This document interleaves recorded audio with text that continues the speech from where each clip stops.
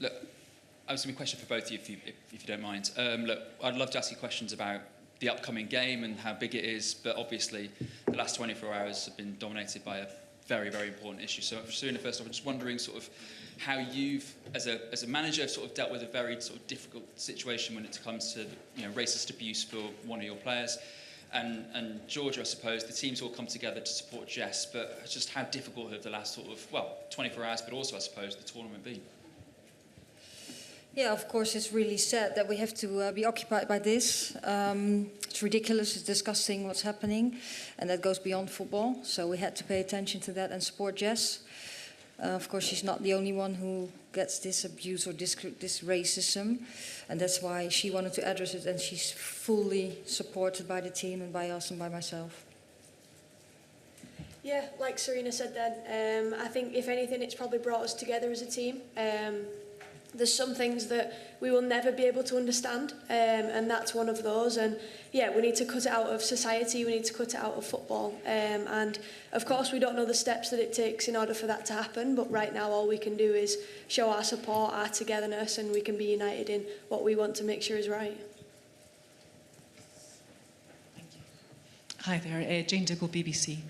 Sarina, how do you balance not giving the trolls any power and going on as normal to prepare for the match versus protecting your player and potentially not playing Jess Carter? Yeah, well, of course we had conversations, and although it's a hard situation, Jess is a very strong person and she wants to move on too, but she also felt, and so did we, that we had to address this. You can't just let it go. So we did, she did, we did. And then we know there's the match going on, and we want to perform. We're ready to perform, she's ready to perform and to compete. And that says also a lot about her and about the team. Thank you. Tak.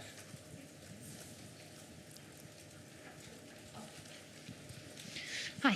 Sarina, you could become only the second manager in the history to lead their nation into 3 successive finals. Not sure you even know that, but it's a pretty incredible achievement.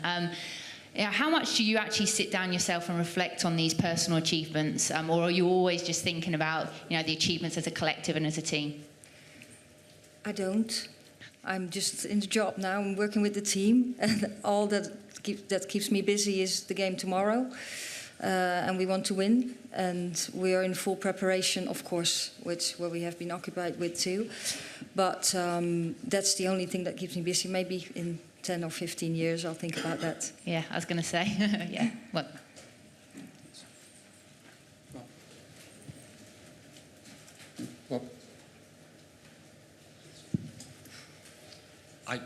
Georgia, how frustrating is it that so often, particularly female footballers, in this case Jess, as the victims, have to be the ones to sort of try to galvanise action to hopefully get a response, in this case from social media companies?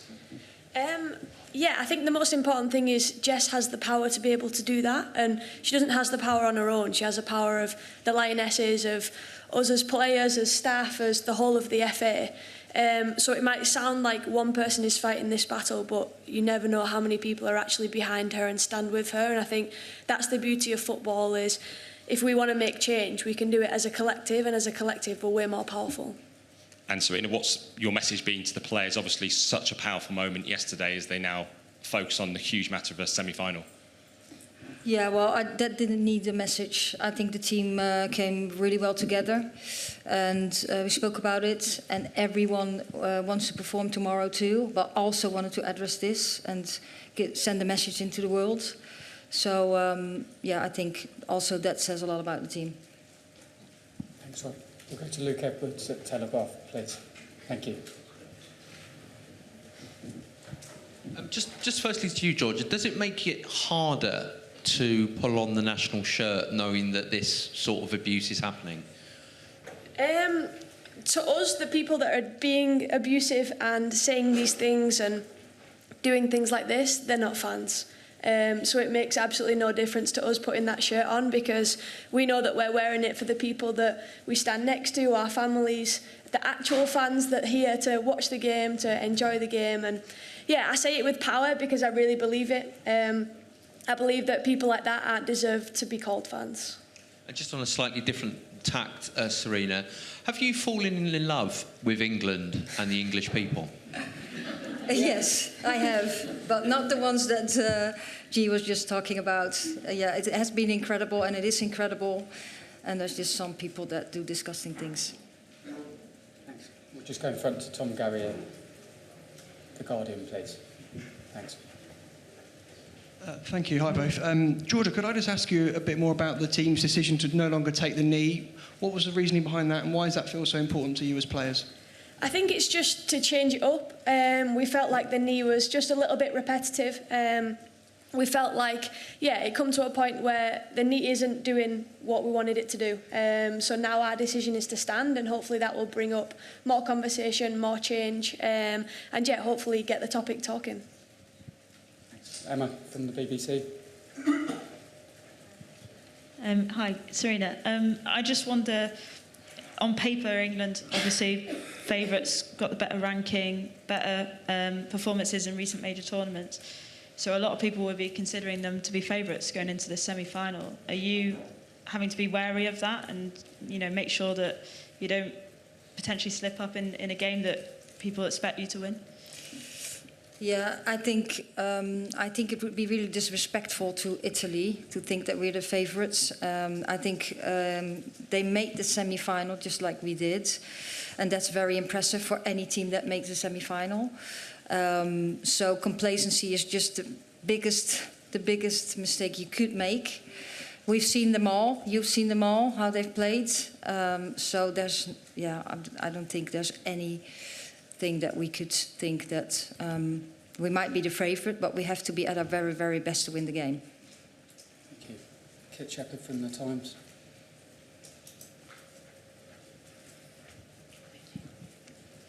Hi both. Georgia, we've heard from Piara Power, who's the head of football's international anti-discrimination body FAIR, and he's said today that by not taking the knee, that the England players are ditching a powerful action. Those are his words. Just what would your response be to that argument? I think exactly what I said earlier. We've decided not to take the knee because we want more action to be made. We want to create, more of a talking point, more of a point to make more change. And I think that starts with social media. It starts with people having access to be able to do these hurtful things. Our stance and our opinion stays the same, and that's what we've decided as a collective. Thank you. And just, Sarina, we saw everyone training this morning. Does that mean you're expecting to have a full complement to choose from tomorrow? That's what it looks like, yeah. We'll go to Charlotte. Hi, Sarina. Hi, Georgia.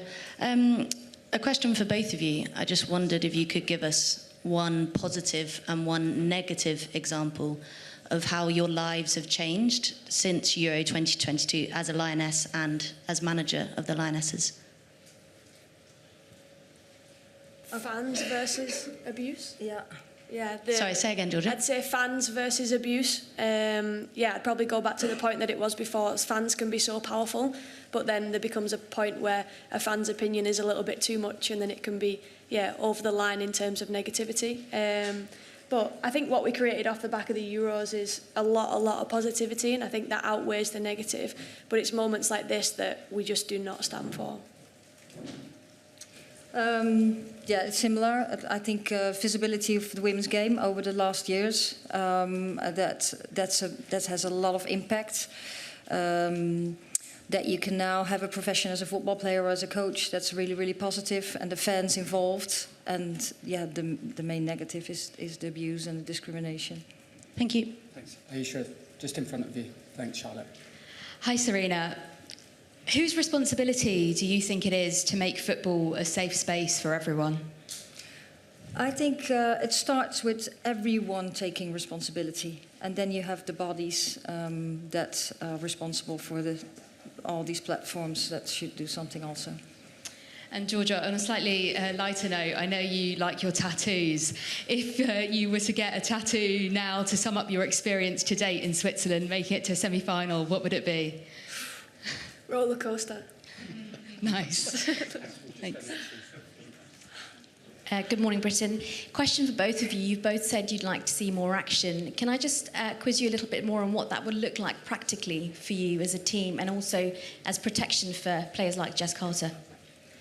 Yeah, I think we talked about it yesterday, and it was about if people wanted to stay on social media, if they wanted to come off it. Yeah, it's standing by your own personal experiences. I think we've had a few people that want to come off social media because they're fed up with it. And yeah, I think, Yeah, I think that's all. Like the bigger question is not to answer for us. I think that's the answer for other people. Yeah. Catherine at Daily Telegraph. Hi, a question for Georgia. Beth Mead said this week that the squad's been able to be vulnerable with each other and share tough moments, and she said she felt like it's kind of brought them closer together and contributed to that never say die attitude that we saw against Sweden. Would you kind of feel the same? Yeah, absolutely. I think being vulnerable is probably one of the most important things because it brings the group so much closer together.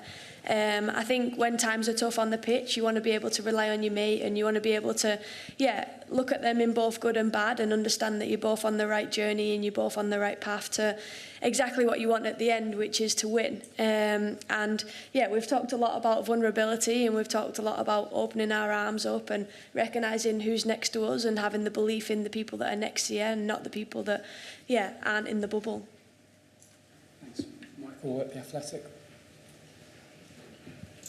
Hi, Georgia. Can I ask about your tactical role on the pitch, how it's changed from previous tournaments? There's been a few times where you've been out on the left flank shouting for a pass. There was a bit against the Netherlands where you were there for about 3 minutes. I don't think a pass came in the end. But is that something you've spoken about and worked on in training, or is it just something that's happened naturally in games? Thanks. It's just something that's kind of happened naturally. I'm a midfielder and I wouldn't say I've got many super strengths, but I'd say I was a little bit of a good all-rounder. You can put me on the left, put me on the right, and I'll do exactly the same job. I think if anything this tournament I've learned a little bit more discipline. It was Ella Toon fighting the yellow card for a while, whereas every tournament it's been me. So I've took that as a positive this round. But I'm happy to do a job either on the left or either on the right. I'm happy to move around for my teammates, link up with them. Whatever's required from Sarina, I'll put a shift in. Thanks, Michael. Flo Lloyd-Hughes. Thank you.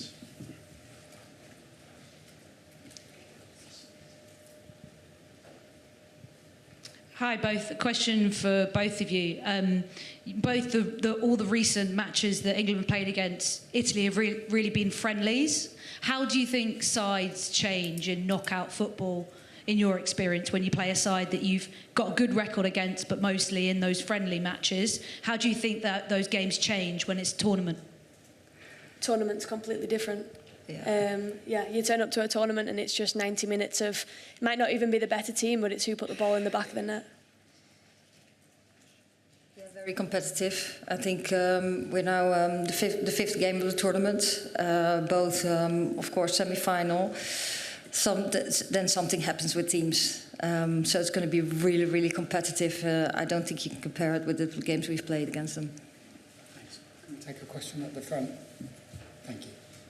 Hiya, Angelina from TalkSport. George, I wanted to ask, this is your fourth consecutive major tournament semi-final. Does it ever get any less nerve-wracking? Does it get easier with time? I didn't even know. You telling me that is... Have I made you nervous now? Sorry. I'm already nervous. I'm sweating to be sat here. I'm very grateful to be in this position, and I think it's just credit to the whole of England in terms of us getting this far, the squad, the depth that we have, and just how important it is to have, like I said, such depth in the team that brings such quality. And you can see it in the games that we've played so far and how important the substitutes have been and the finishers of the game. And they've come on, they've scored, they've made a difference. And exactly like the Euros last time, we relied so much on Alessia and Tooney coming on and changing the game at about 60, 70 minutes. And it's exactly the same this year. You see the strength and the depth within the squad, and utilising it is the most important thing. Thank you. Thank you, Adrian. Georgia, another one. Sorry. Adrian from TalkSport. I spoke to you after the Spain game in Barcelona. You played the first half. and you worked so hard in that half, but you just come back from injury. All the time you're out, just tell us a little bit about the journey, the emotional journey of not knowing whether you were going to make it or not, and how was that for you, and how does it feel now that you've made it and you're here?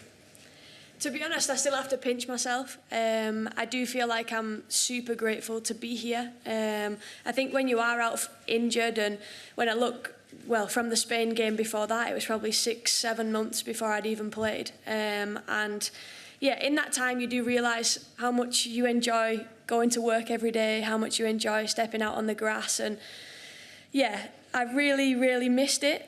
But I think you almost just slot back in. It feels like the time hasn't gone. Now I'm in this situation. At the time I wouldn't say that, but now I'm in this situation, I feel like, yeah, the time's gone really fast. And yeah, I'm grateful to be here. I'm grateful that Sarina had trust in me to be able to, yeah, fight through those months and to be here sat now.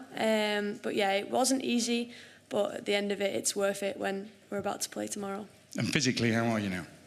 Yeah, I feel good. Yeah, I feel good actually. Probably a lot better than I would have felt if I'd have continued a whole season. Yeah, I feel faster, fitter, stronger. Wow, that was terrible. Than I've ever felt before.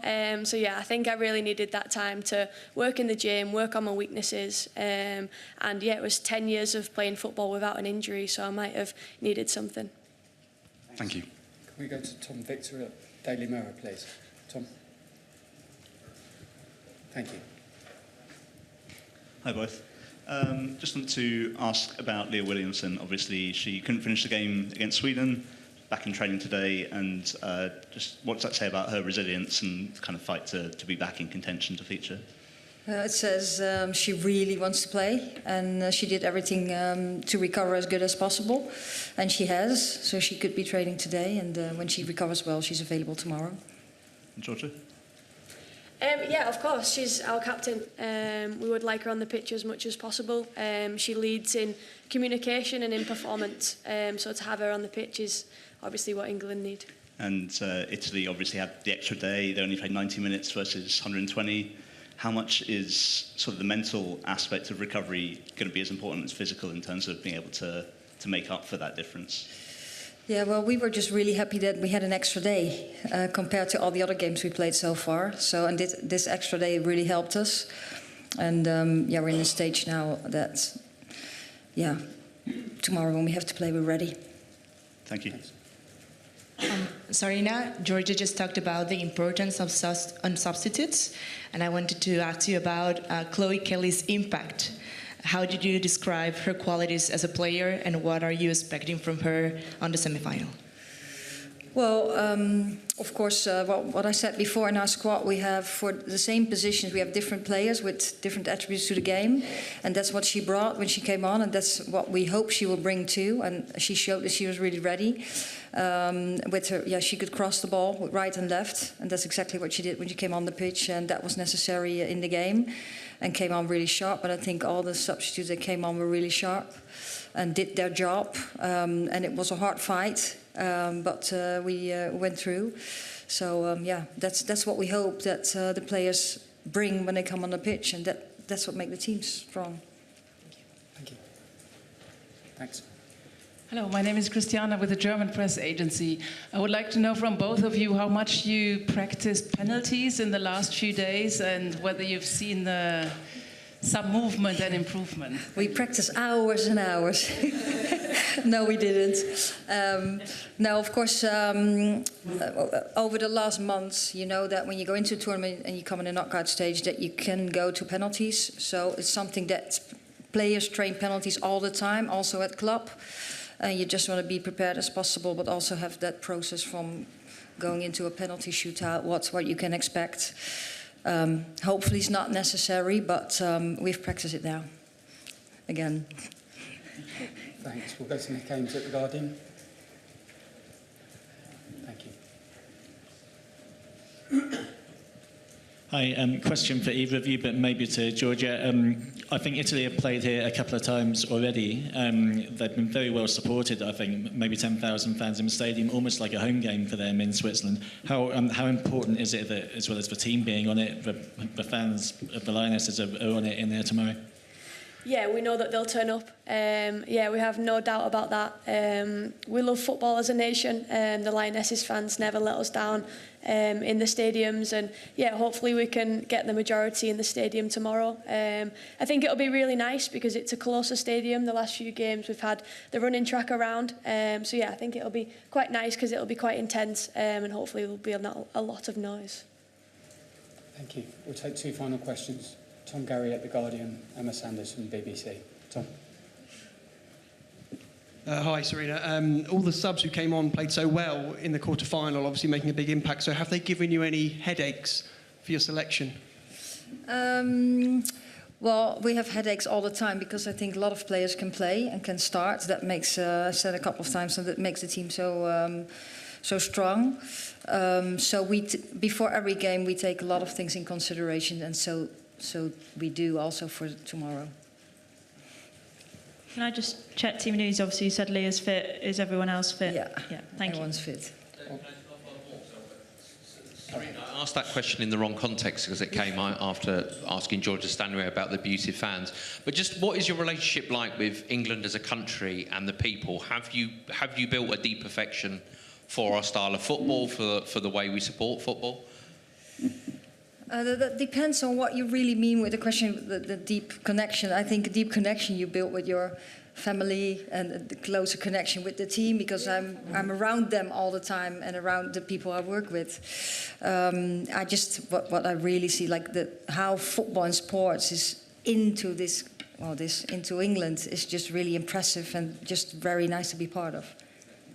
Okay, we will take one final question from the gentleman at the back and then we'll conclude there.